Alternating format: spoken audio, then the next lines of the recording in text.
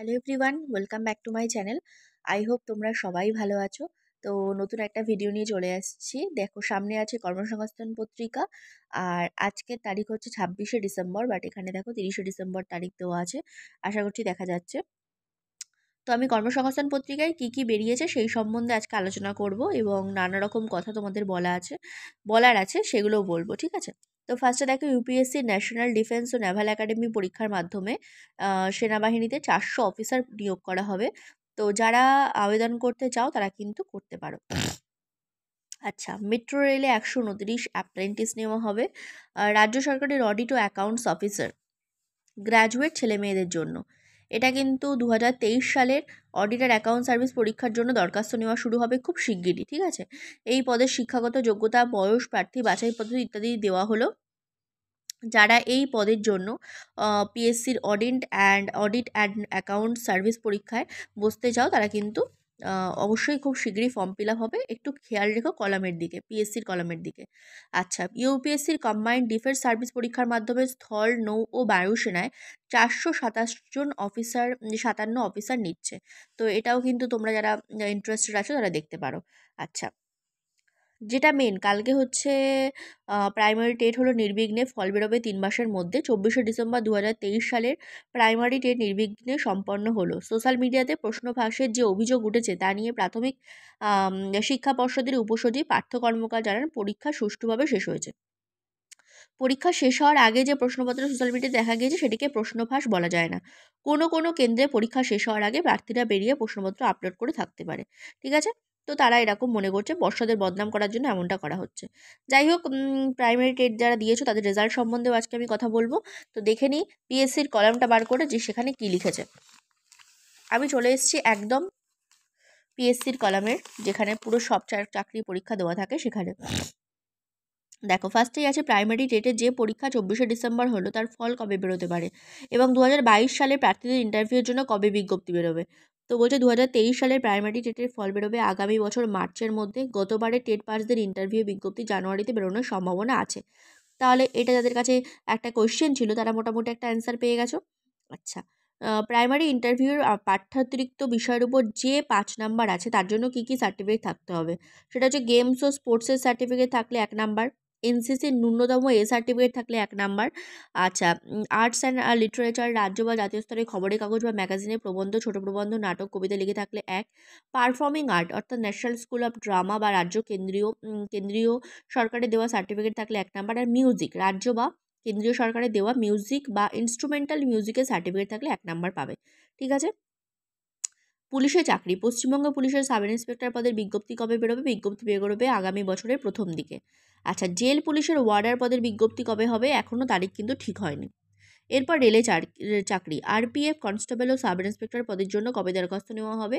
RPF ও constable sub inspector পদে প্রায় 12,000 শূন্য পদের জন্য জানুয়ারিতে দরখাস্ত নেওয়া হবে। তাহলে বুঝতে পারলে, যাদের এটাও কনফিউশন ছিল ক্লিয়ার হয়ে গেছে।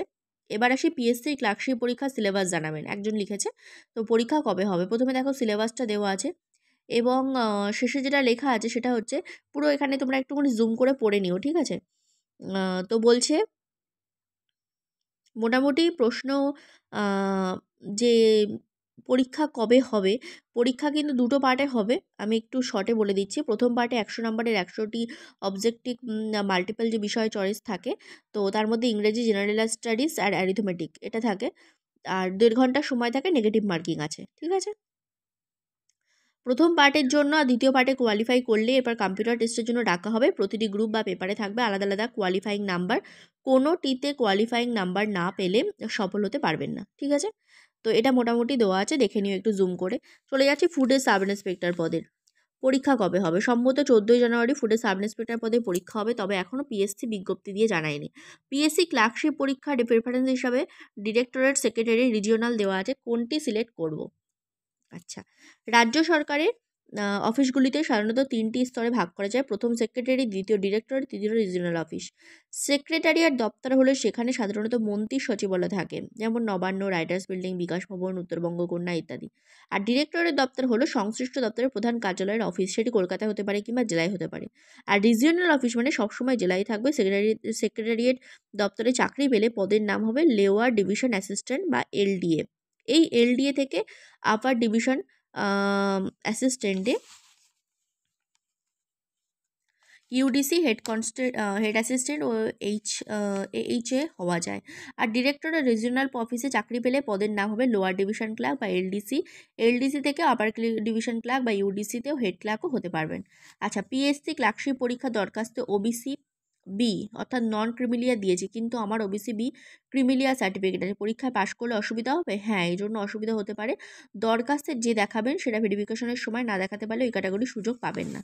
আচ্ছা, এখানে দেখো কেন্দ্রীয় আট বাহিনীর কনস্টেবল পদের পরীক্ষা কবে হবে। কেন্দ্রীয় আট বাহিনীর কনস্টেবল পদের পরীক্ষা হবে 20, 21, 22, 23, 24, 26, 27, 28, 29 ফেব্রুয়ারি ও 1, 5, 6, 7, 11, 12 মার্চ।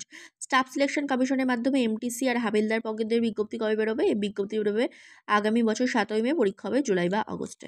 ঠিক আছে, তাহলে মোটামুটি এখানে অন্যান্য চাকরি আছে, ব্যাংকে চাকরি আছে, কোর্স ট্রেনিং আছে, আর এখানেও কোর্স ট্রেনিং আছে। তোমরা যদি চাও এটা আমি একটু রেখে দিচ্ছি, জুম করে পড়ে নিতে পারো বা স্ক্রিনশট নিয়ে নিতে পারো। ঠিক আছে, আর রাজ্য কেন্দ্রীয় সরকার যেসব পদে এখনও দরখাস্ত করতে পারবেন আমি এখানেও একটু রেখে দিলাম।